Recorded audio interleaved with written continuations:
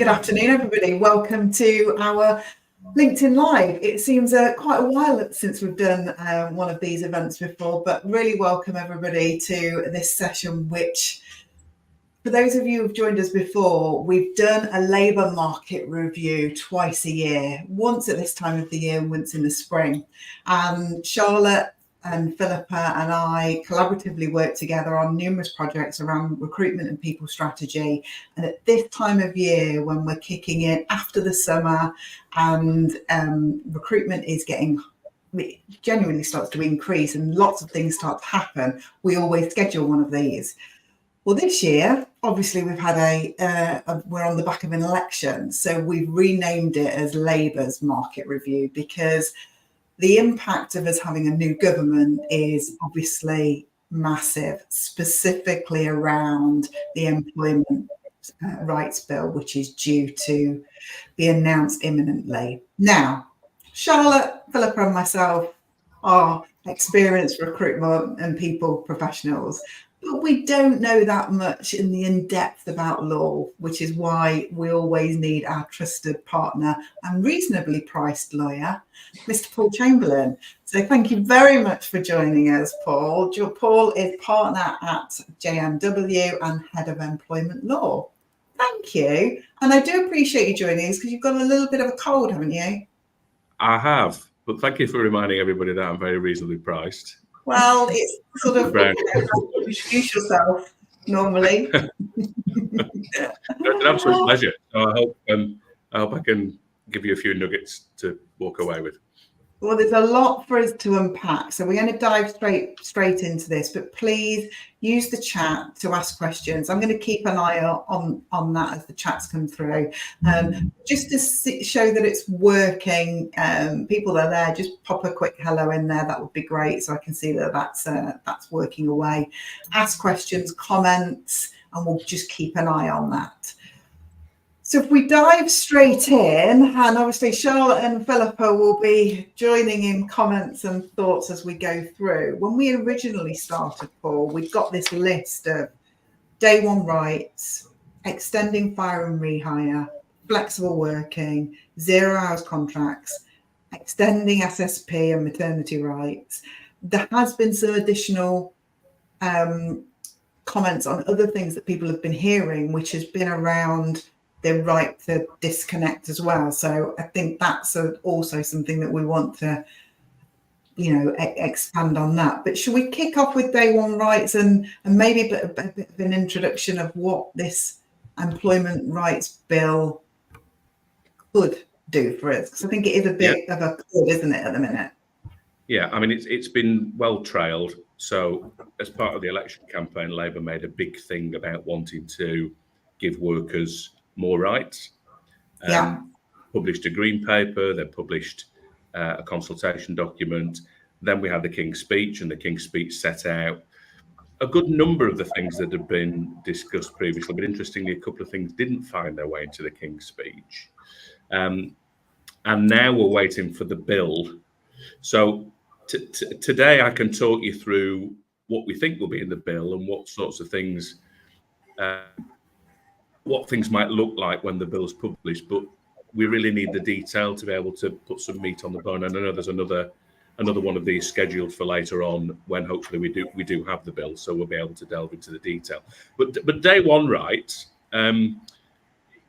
maybe what I should do is backtrack a little and talk initially about the government's plan to give all workers the same rights.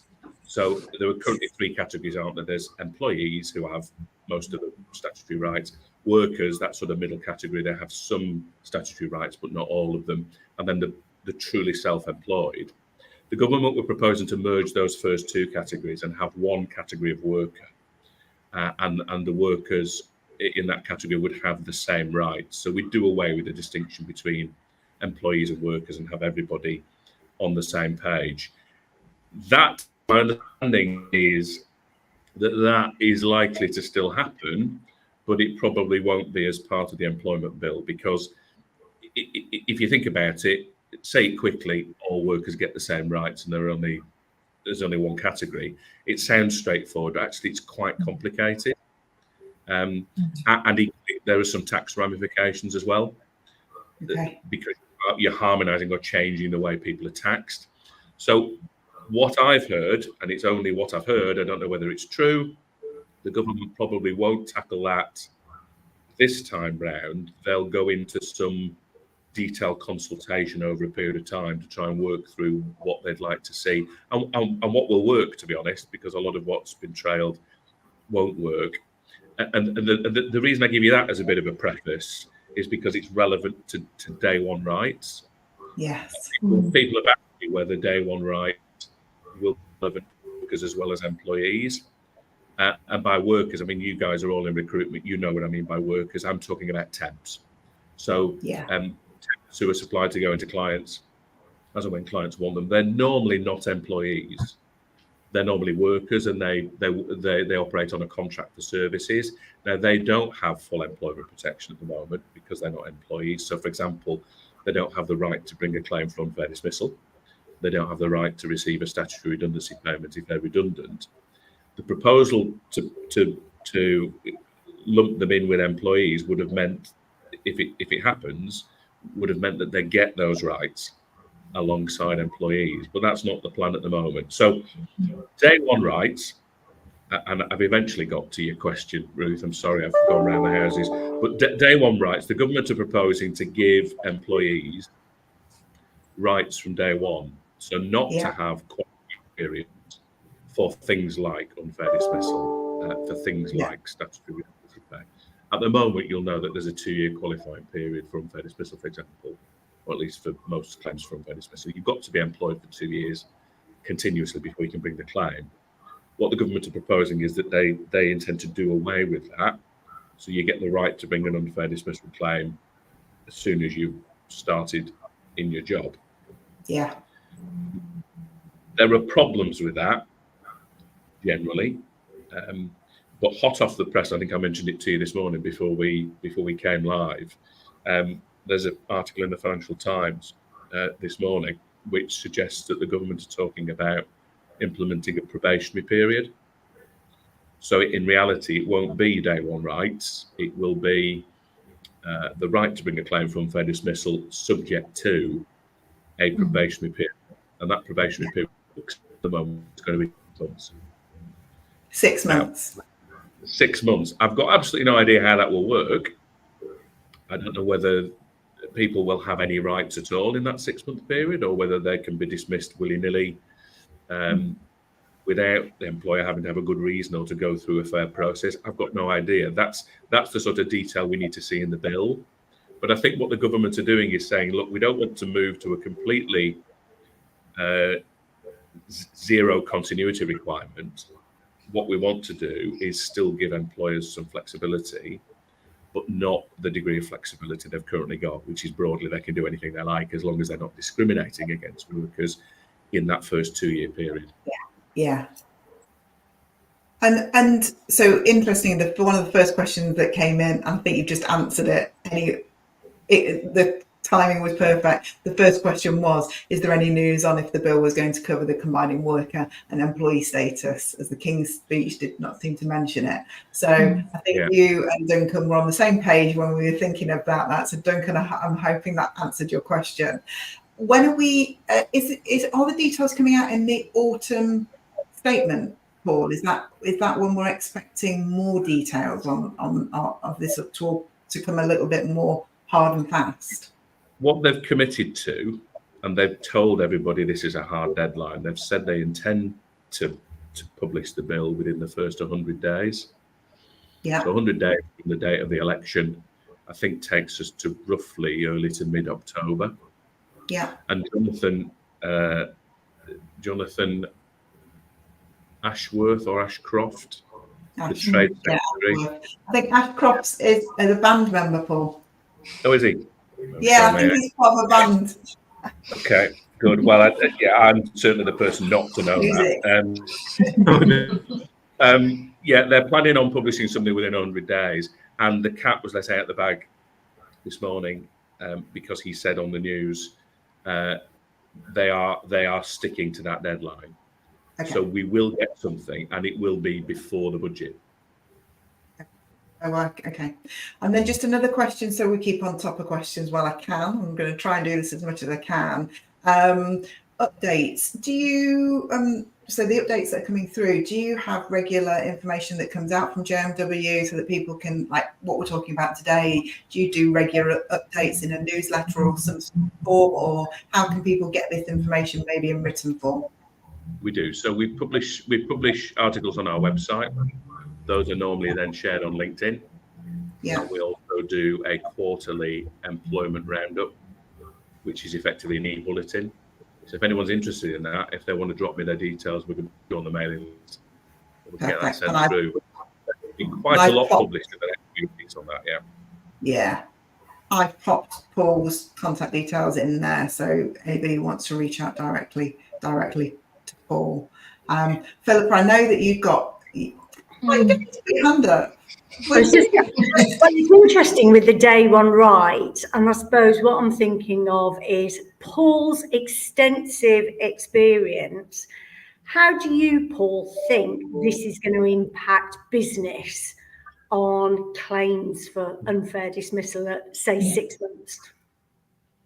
Well, it's interesting, isn't it? Because I've been doing this job for quite a long time, even though you'd never guess. Back in the day, the qualifying period for unfair dismissal was 1 year. And then it was extended to 2, and then it went back to 1, and then it went out to 2 again. So we have seen circumstances where that qualifying period has changed. I don't think in my career we've ever seen it at 0. There's always been a qualifying requirement. Now, I'll be frank with you. Workers and employees are very much more aware of their rights these days than they've ever been before. And they're prepared to be quite litigious about it. I mean, there are lots of tribunal cases live at any one time. And I want to see what this probationary period looks like, because it might change the landscape completely. It might effectively be reducing the qualifying period to 6 months. That's what it might look like, but they're not putting it in those terms. They're saying it's day one rights subject to a probationary period. If it's in reality a 6-month qualifying period, I don't think the position is going to change too much, because people will still use that. Employers will still want to use that 6-month period to check that they've got the right people and to terminate if they've not got the right people. But if we do at some point go to a 0 continuity qualification, that will radically change the landscape. It will make it much, much harder for employers to dismiss. And I think as a consequence, we'll see the inevitable increase in the number of tribunal claims. Yeah, I think. So can I ask something on the back of that? Paul, from a skeptical side, is this new legislation very weighted towards employees and workers, that new category of workers, rather than supporting potential recruitment from a business?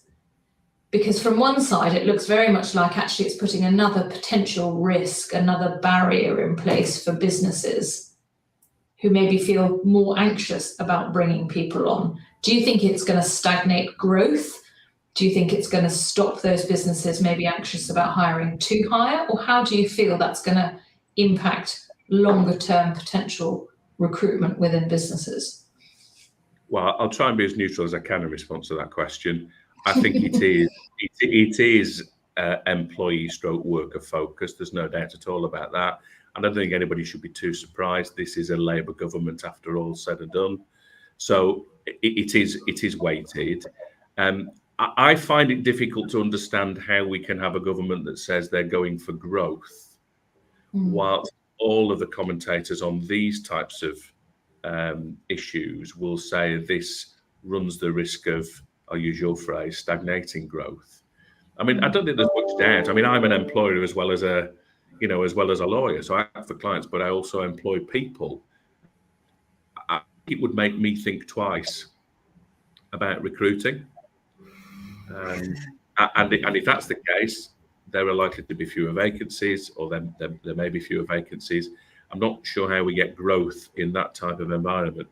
So it will be very interesting to see. And of course, the Labour government quotes all sorts of statistics that they've unearthed, which show that it will have no effect at all. I'm a little bit more sceptical. We've got a couple more questions.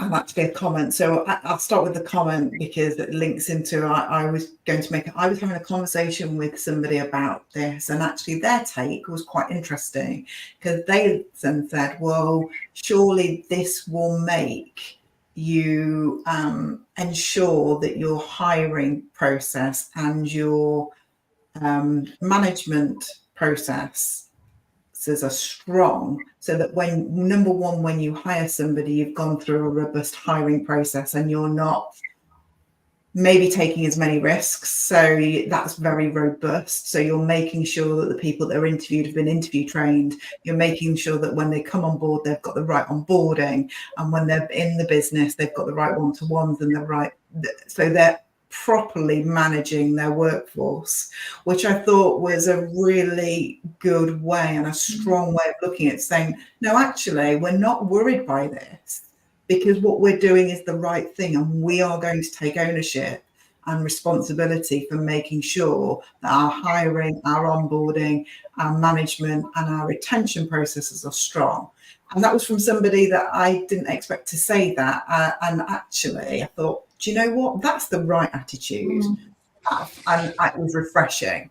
We have got a comment on the opposite, which will say it will drive anxiety into businesses regarding growth.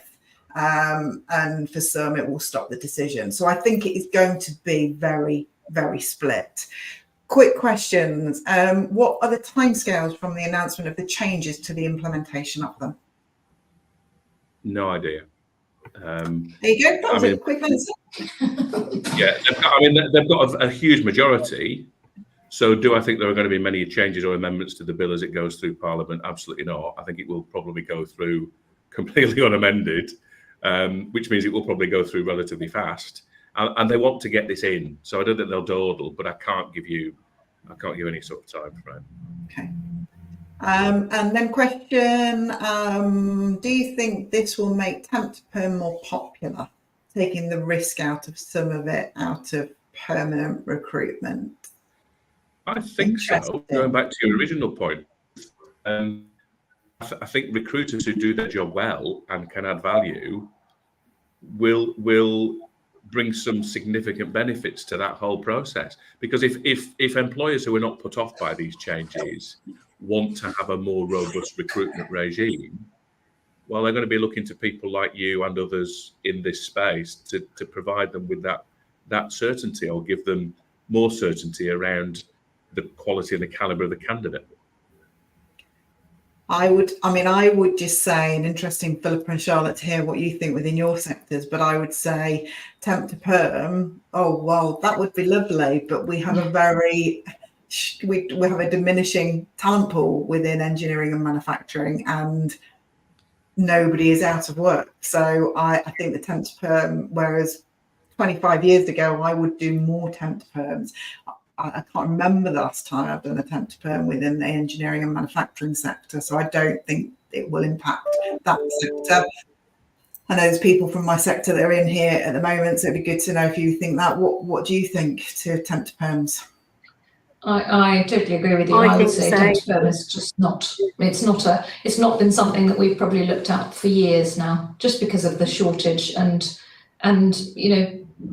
we're finding that notice periods are 3 to 6 months. So the idea of somebody being out of work or willing to work potentially out of redundancy, but likewise an employer is not going to take the risk of them being temp. They want to get them signed up. They want to, show their buy-in and their loyalty from day one. So we'll go straight in with a permanent offer. I think if you... No, Phillippa, go on. I was going to say, from professional services and HR, accountancy and marketing, I think there's such a range of individuals that are accustomed to doing contract work anyway.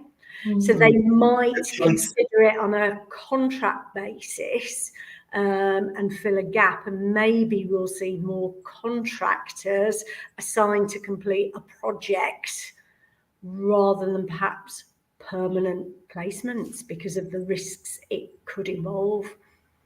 And also, actually, what I wanted to say was maybe it helps businesses to make decisions quicker in probationary periods, because from experience of dealing with companies, and we've all been there, where the time goes so quickly, and then suddenly at month 5 you hear of candidates then being sort of almost performance managed at a very late stage instead of through the process, and actually being kept when really that communication should have taken place earlier. They should have been given the opportunity to improve before.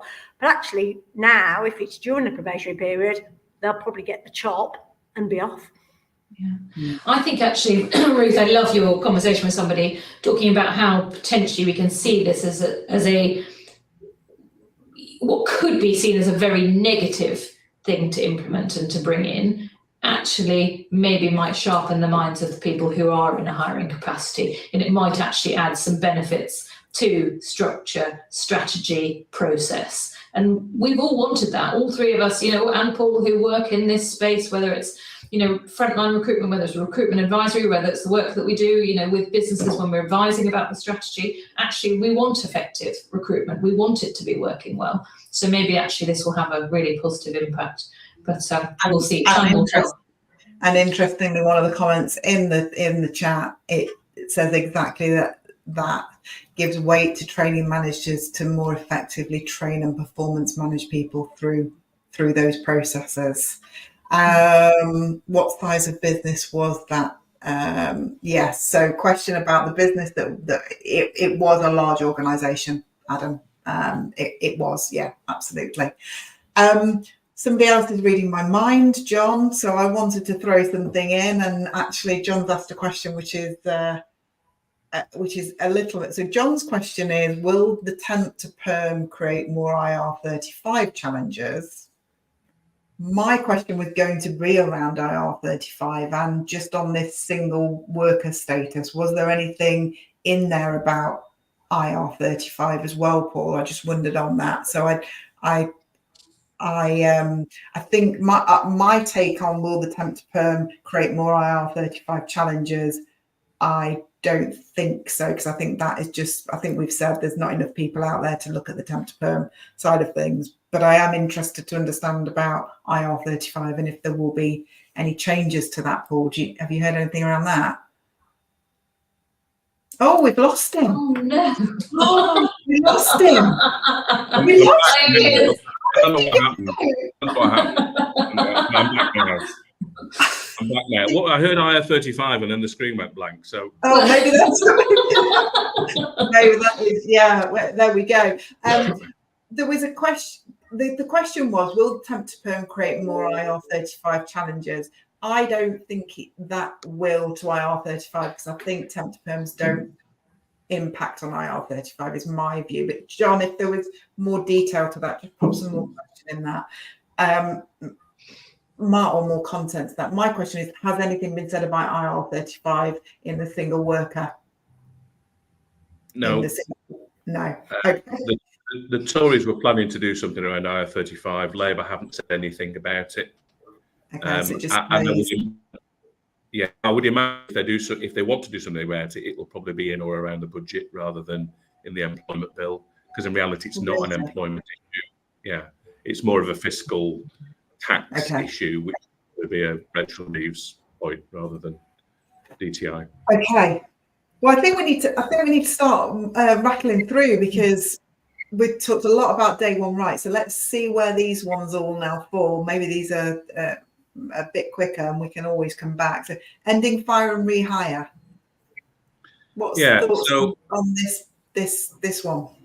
Yeah, well, I mean, it's not something that's used regularly, but we do advise employers on it. So if employers are, let's say they're facing some financial constraints, and what they say to us is, look, unless we change the contractual relationship with our workers, with our employees, we might have to make redundancies, or we might have to close. I mean, employers get themselves in position from time to time, and the tactic is a perfectly legitimate one. you terminate someone's contract and you offer them re-engagement, but on less advantageous terms. So that's the concept of fire and rehire, and it is perfectly legitimate. What the Tories did was they responded to the P&O Ferries case. You might remember that from 12, 18 months ago, where a lot of P&O Ferries workers were effectively fired and then rehired. And they didn't like that. They didn't like the way it had been handled, and it hit the press, and they did something about it. They brought in a code of practice, and they said, if you're going to do fire and rehire, then you should really apply this code and follow it, a bit like the ACAS code on disciplinary grievance procedures. So they weren't making fire and rehire unlawful. What they were saying was, if you don't follow the code and there's a subsequent claim, then the tribunal can take failure to comply with the code into account when it decides the outcome of the case. Now, Labour are not saying anything. Well, they're not saying anything different other than they want to be a bit tougher on fire and rehire. I don't think they will make it unlawful. There has been talk about them completely banning it. I think they've moved to a more pragmatic position, which is we'll allow it, but the circumstances where we allow it will be very, very tightly constrained. And what they might do is they might beef up the code. Okay. They might do away with the code and bring a completely new one in. But I think they've moved away from banning it completely. Yeah. And what we'll end up with is just a tighter set of rules around fire and rehire. Banning it completely would be the wrong thing, because it would send some businesses to the wall. Yeah, no doubt. It's finding, it's that balance. Yeah. Okay, I'm going to move us on, because I think the next bit is going to be topical and lots of conversation. Flexible working. So can we add in here this talking about this right to disconnect? Where are we, Paul? What's flexible working? What's this looking like now then? Well, the Conservative government, to their credit, brought in some new legislation that allowed people to request flexible working from day one. That came into force in April of this year. I have to say, as an employment lawyer, we haven't seen too many requests, but it may be just a question of time before we do see more. A request for flexible working, of course, is not a right to have flexible working. It's just a right to request it, and the employer has a number of statutory grounds on which they can say no. But they've got to make it clear they've considered it. There's got to be a dialogue, some consultation between them and the workers. This government is saying they want flexible working. I mean, a couple of days ago, for example, they made an announcement in there that they're going to let teachers work from home. And, the shock jockeys on the radio jumped onto that immediately and said, how on earth can a teacher work from home? I don't want my children being taught via video link. Well, it's not that at all. It's about them having the prep time, that 10% of their working week for most teachers is prep time. And what the proposal is that they can spend that prep time at home. So they can take the dog to walk, take the kids to school. They can do everything that people who work from home can do that they can't do when they're in work.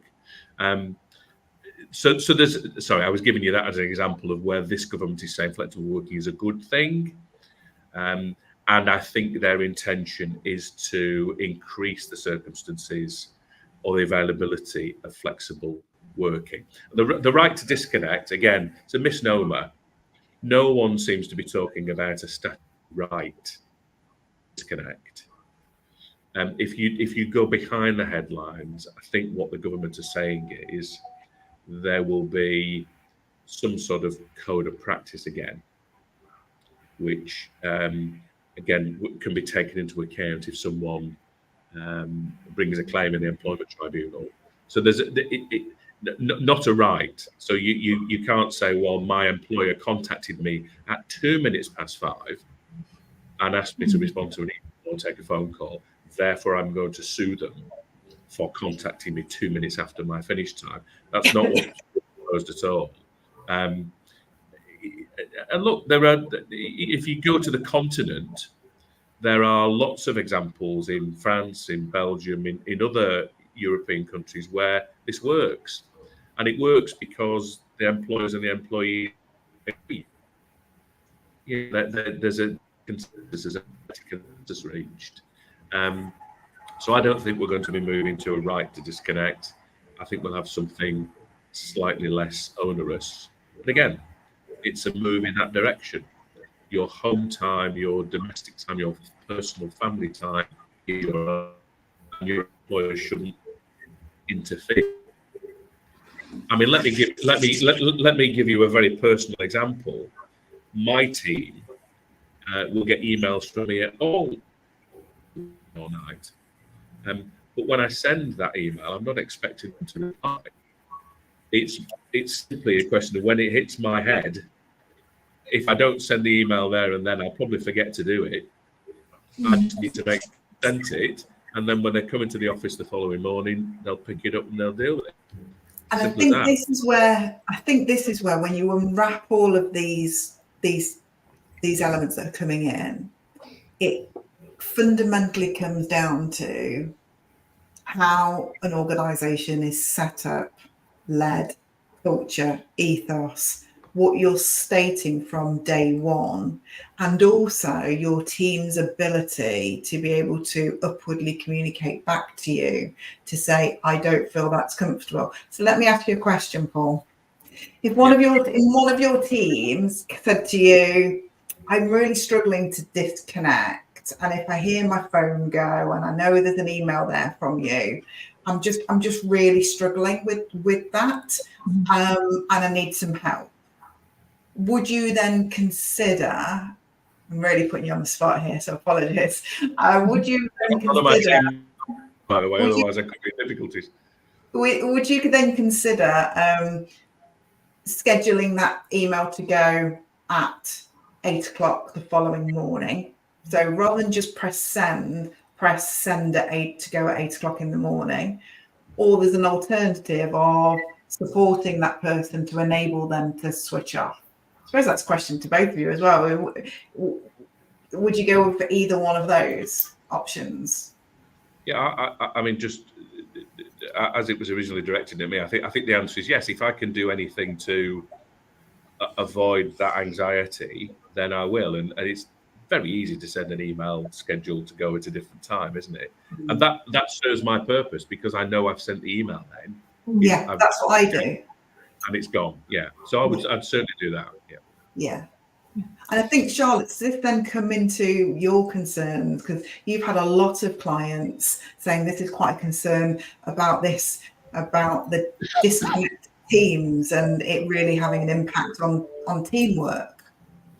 Yeah, I have, and absolutely. So probably for about 6 months, I have noticed an increased workload for me of helping teams that aren't being kind of fragmented. They're areas of friction where, some have got something on their footer where it says, I'm sending this to you outside of hours. I don't expect a reply, and they'll send it. And then the people who are receiving that email, they feel a sense of guilt that they should reply because are they letting colleagues down, particularly maybe in a project-based role or a deadline-driven environment where they are up against it. Somebody's going out of their way to do work by a certain time. It's just taken them a bit longer. They don't necessarily want to be working outside the core hours, or maybe they do because they likewise could be somebody who enjoys working outside, and they, we all work differently and we work more effectively at different times. And I've definitely seen it. It should be something that's really, really positive to encourage people. And I think, Paul, that's really nice to hear that clarification about the right, because it's slightly the wrong word. It's a right to disconnect. So you have the opportunity to disconnect. But some people don't naturally find that very easy. And actually, I'd like to ask a question is, at what point is it then going to flip to actually be that employers have to put something in place to support those employees who aren't very good and aren't very disciplined about disconnecting? Because I think this is a great thing for people to encourage them to say, right, click off, you've got an opportunity, you now have the responsibility and the opportunity to disconnect and turn off, and there's no obligation for you to do work outside of hours. But what do we do for those people who aren't very good? What support is going to be needed for them? I mean, look, I'll be a bit controversial now. I don't think it's fair to say that everybody wants to disconnect. There are people out there who need to be available all hours. It's just the way they think about their work ethos, isn't it? But I mean, please do spare a thought for the employers here. I'm not asking everybody to get the handkerchiefs out at this point, but it has struck me that from an employer's perspective, this might be quite difficult too, because we do have situations, don't I see it with clients, where the working day has shifted. So maybe the employee doesn't start work until 10 o'clock because they've got things to do in the morning, and maybe they switch off at 4 o'clock and then pick up again at 6 o'clock. Now, if they're working from 6 through till 9, for example, because that's the way it suits them, how is that going to work? Because if you've got a normal 9 to 5 or 9 to 6 working pattern, an employer then thinks, oh, right, well, I can't possibly contact Mr. Bloggs after 6 o'clock because that's outside normal working hours. There could be a big disconnect there unless there's a proper dialogue between the individual employee and the employer, because that employee will probably be very happy to be contacted between 6 and 9 when they're logging on again after the kids have gone to bed and they're doing a bit of work that they couldn't do earlier in the day. So I think the government have actually got the right balance on this, because they're saying they don't want to impose a right. What they want to do is cajole employers and employees to reach agreements on this, for employers to support employees who want to have disconnection. And I think that's the right pragmatic outcome, frankly. I think that's absolutely right. You've got, with the one hand, we're asking for this flexible, fluid, hybrid working style where we do exactly that. We work and, you'll work for a bit of the day, then you'll maybe have a drop down period in the middle of the day where you're doing something for personal stuff, and then you're going back to work later. So we've got that in the right hand, and in the left hand, we're saying, actually, no, we want to encourage people to do your 9 to 5 and not integrate or interact during that period. So I agree with you, and I really, really like that as a takeaway, to actually, rather than it being a right to disconnect, should we all see it as a conversation that it's encouraging us to all have a conversation with employees and with employers to say, okay, what's going to work for you? What can we do that's going to be? And that's a really, really positive takeaway. So Paul, thank you for that. I think that's put that in a totally different light for me. So yeah, thank you very much. You're welcome. Right. Any more comments on that? Phillippa, anything that you wanted to add? No, I wanted to look at Adam's point with Amazon. Oh, Yeah. So Adam's put on here, Amazon's told its office workers they may no longer work from home, except in extenuating circumstances. January 2nd next year, we are finding lots more clients asking people to return to offices. Us in recruitment knows the challenge that candidates that are out there in a skill shortage are looking for hybrid working, flexibility, etc. So it's going to be an interesting year, 2025, with having people back in. Yeah, and lawyers like me can talk about rights till the cows come home. The reality is people vote with their feet, don't they? If the job that's on offer is not suitable for them, they won't go for it. And Amazon have clearly taken a business decision, haven't they? They either think that they can manage with fewer people applying for their jobs. I can't imagine they're doing it just out of belligerence. That they will have formed a commercial view on it, won't they? And bear in mind, there's no right to work from home. There is no right to work from home. No, just the right to request the flexible working. Yeah.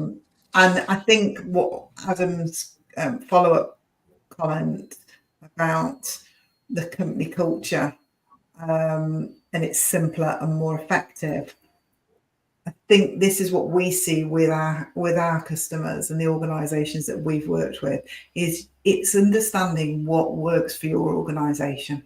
And when you know what works for your organisation and how you can be the best, then thinking, well, does that suit the talent pool that we're trying to attract? If that's no, then you've got to adjust it. If you're managing to attract people into that organisation, then it is that hold fast, stay true. This is who we are. This is what we stand for. This is what we believe in. And you're very clear. I think all of us will admit that when there's ambiguity, that's when the challenges come through. Well, there's a little bit of it here, a little bit of doing something different culture, different ethos. When that all becomes a bit muddy, people don't really know what the company stands for, what its values are, what its mission is, then you can't then hire and retain people within an organisation that doesn't have clarity. And that, as much as people might say Amazon, well, that's really the wrong thing for them to do. No, it's not. For them, they're holding fast, they're staying true. They've tried something, it hasn't worked. They believe they've got a recruitment pipeline of how they can bring people on, and that's what they're going to do. But they're clear. You don't have to go for them, but they're clear. And that for me is that's where all of this flexible working and everything, it's about culture, it's about, and if you think about everything we've talked about, it's about communication, understanding about people and getting the best out of people. I often ask clients this question. You just accept that once you know what you want to do. Sorry, Paul. Sorry, I often ask clients this question. If it hadn't been for the pandemic, would we see the number of people working from home that we currently see now? And the short answer is no. They all say, no, we wouldn't. We wouldn't have changed our policy at all had it not been for the pandemic. Pandemic-free in 2024, we'd still see most people working in situ from an office or a workplace, wouldn't we? It's the pandemic that changed everything. And Absolutely. a lot of employers benefited from working from home. There was, we as a firm saw increase in productivity, and we've stuck with it. We have that hybrid arrangement in place for most people. Some people don't want it. Some people want to be in the office every single day. Other people want to do 2 or 3 days a week from home, and it's accommodated. Any more on that before we move on? Here we go. 0 hours contract. Paul, what's happening? Right. Well, 0 hours contracts, despite what you read in the press, they're not as frequently utilised as everybody would have you believe. I mean, they're out there, of course they are. And one view is that they're part of the sort of approach to flexible working. You talk to lots of people who are on 0 hours contracts. They don't feel remotely exploited. They are happy that it gives them flexibility, because the definition of a 0 hours contract for these purposes is the employer hasn't got any obligation to give the worker any work. But when they give them work, or when they offer them work, the worker's got to do it. And that suits a lot of employees. Interestingly, in the proposals that the government's brought forward, they are seeking to ban only exploitative 0 hours contracts. And as a lawyer, it would be quite nice to know what they mean by exploitative 0 hours contract. We haven't got a definition of that at all. But what I think it's fair to say as a result of me using that word is that they don't think every 0 hours contract is an exploitative one. Otherwise, they'd be banning them across the piece. And they're only proposing exploitative ones. The really bad ones where, maybe, and it's usually a woman, will have several jobs because she's a single parent. They're all 0 hours. She has no guaranteed income whatsoever. That creates all sorts of friction at home with finances. It's difficult to get mortgages sometimes with 0 hours contracts as well, because the banks won't lend because they don't see that guarantee. So I think there are definitely exploitative 0 hours contracts out there. I'm disagreeing with that suggestion. But at the moment, we don't really know what Labour means specifically by it. And I think it's great. If they ban the exploitative ones, I won't have a difficulty with that at all. But I think banning them completely would be wrong, because lots of people benefit from them. And just one final point before we start to chat about it. Recruitment agencies very often say to me, well, hold on a second, isn't the whole basis of temporary working a 0 hours contract? Absolutely right. It is. The whole nature of a contract for services is that the agency offers the worker work, the worker can say yes or no. And if they start an assignment midway through it, they can just say, I'm sorry, this is not for me anymore. And they wander off. They either don't work for a while or they go and find another job through a different agency. Those are technically 0 hours contracts. And again, I think the government are standing back from any suggestion that they're going to ride roughshod over that arrangement, because it consists with their flexibility. Yeah. Temporary working is an example of flexibility in its highest form, isn't it? So I think we'll still have all of that. If they limit it to exploitative 0 hours contracts, that will be a move in the right direction, in my view. Do you think that's what's coming? Sorry, just for clarity, or? Yeah, everything you read in the press from Labour, they're quite specifically saying they're going to ban exploitative contracts. They've fallen short every time of saying they're going to ban 0 hours contracts per se. Right, okay. Because it sounded quite, I think when it first came out, everybody was like, oh my goodness, we're going to be... Oh, you're sorry, quite... back. What I'm hopeful we'll see in the bill... Sorry, it's gone a bit... Can you hear me? Yeah. Yes, still there. You're just an alien. Oh, are we losing him again? We're losing you for a minute. Michelle says that we keep asking him difficult questions. Yes.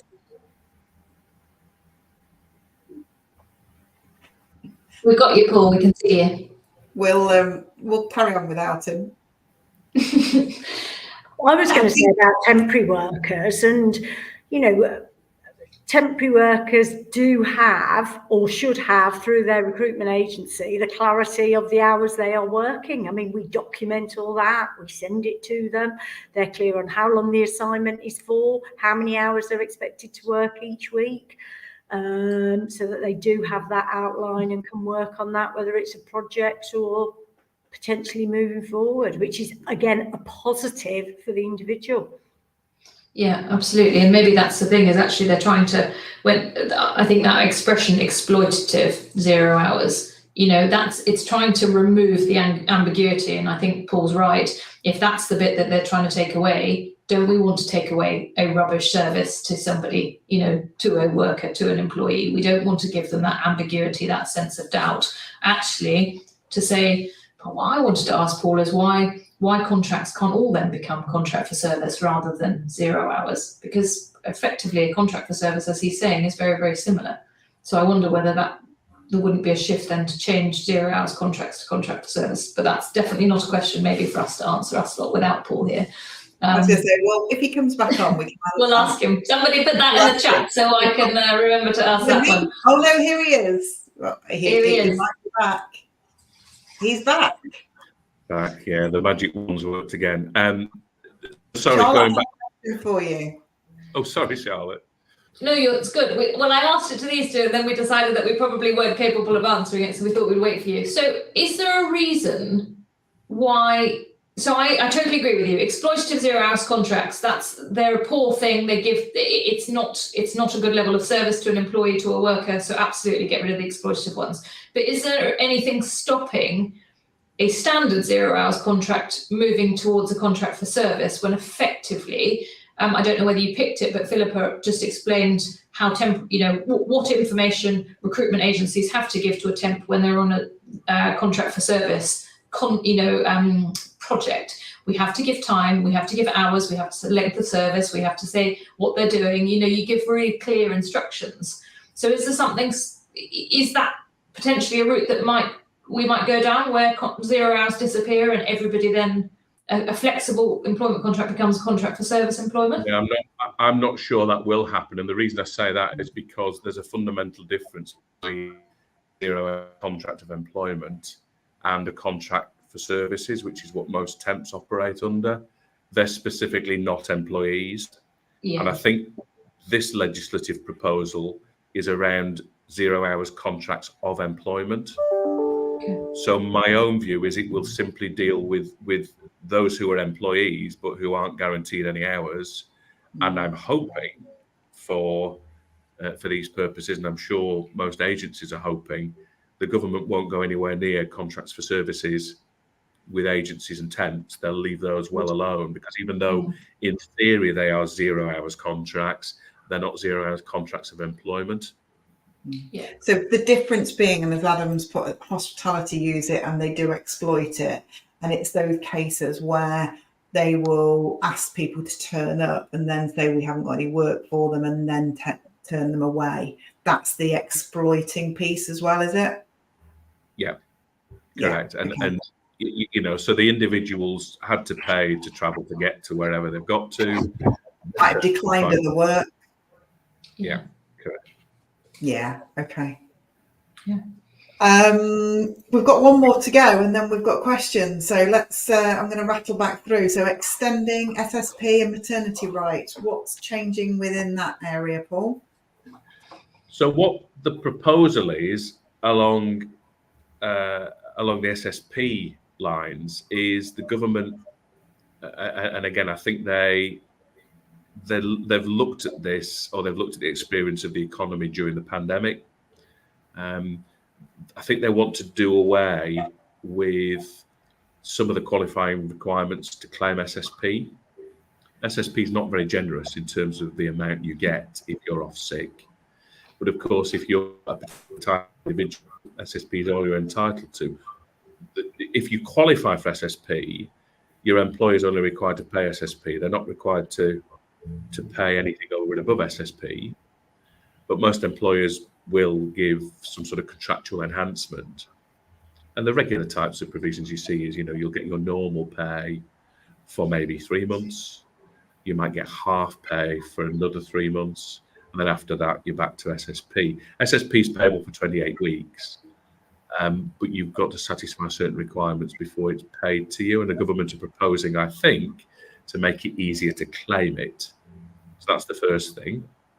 Second is you only get SSP after 3 waiting days.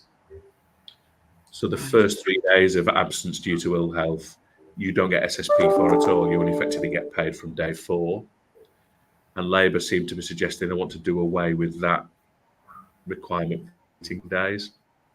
So in other words, you get your SSP immediately. Yeah. That's what I'm getting from what's in the press on all of this.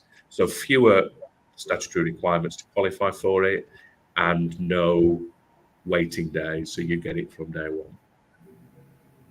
Okay. Now the SMP point I think is a bit more radical. Sorry, not SMP, maternity rights, statutory maternity pay.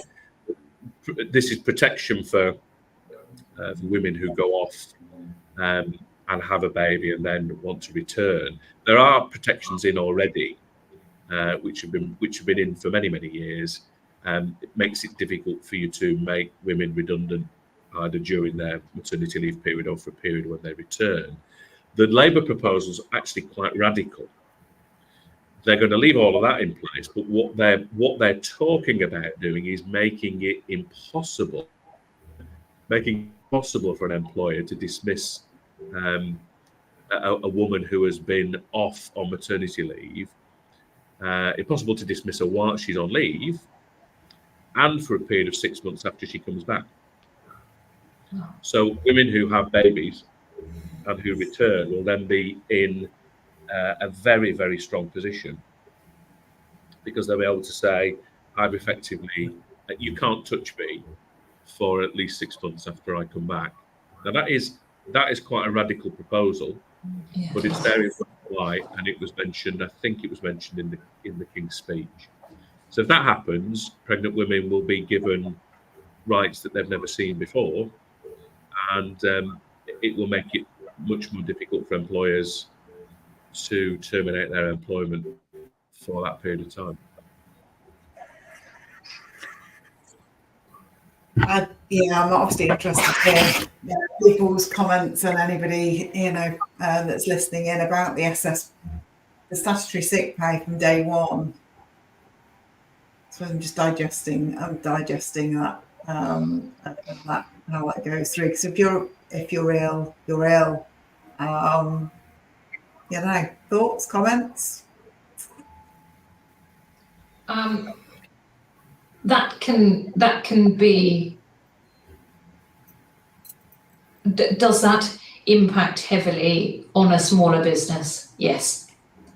Does it impact on, like I said, the ones that potentially, maybe need to grow a family business, thinking about bringing somebody in? Will that make them more anxious again? Yes, of course it will. It seems very heavily weighted to the employees, I think essentially this is just an observation. Please don't hold, these are not necessarily my viewpoints, these are observations. But the other thing I think also is we are all, the general health of the population seems to have diminished after COVID. People get sick, they hold things for longer. Is that there in place to help the employees? Yes, of course it is. Is that going to cause more pressure on businesses? Yes, it is. It's an interesting one to put in there, definitely. And again, cynically, will the ones who exploit SSP exploit it? Yes, they will, and they will carry on doing it. Now they get it quicker.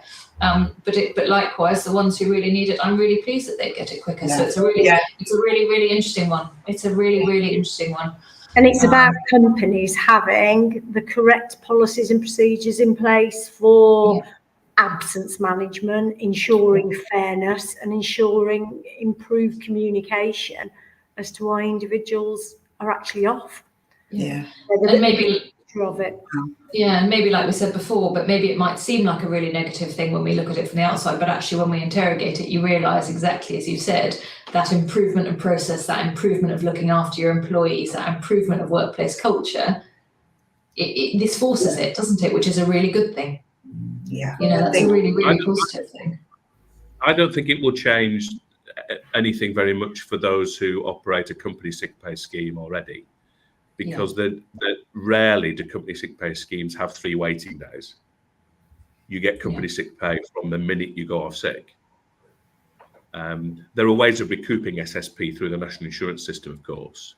So if you've got to wait 3 waiting days before you get SSP, the recoupment of that SSP is delayed effectively. But for those who have, for example, the scheme I outlined, 3 months at full pay and 3 months at half pay, they're not going to be affected by the 3 waiting days being abolished because they just pay full pay immediately someone goes off sick.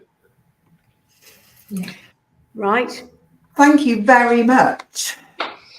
We've enjoyed your crackliness and your dipping in and out, and obviously your in-depth knowledge. So thank you very much for joining us, Mr. Chamberlain. You're very welcome. It's an absolute pleasure.